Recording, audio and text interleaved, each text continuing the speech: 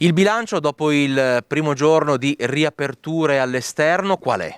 Ma è un bilancio tutto sommato positivo, perché ieri le previsioni non erano delle migliori, invece siamo stati anche graziati tutto sommato, quindi abbiamo avuto già i primi ospiti a pranzo ed anche a cena. Certo, non è facile, le condizioni non sono le migliori, ma noi siamo pronti. Ma tutto sommato ieri è andata anche abbastanza bene, il tempo ha tenuto fortunatamente, a parte la mattina un po' così, i ragazzi avevano voglia di ritornare alla normalità e ieri sera è andata anche bene. Per un ristoratore si può andare avanti, pianificare comunque una ripartenza contando solo sul servizio all'esterno?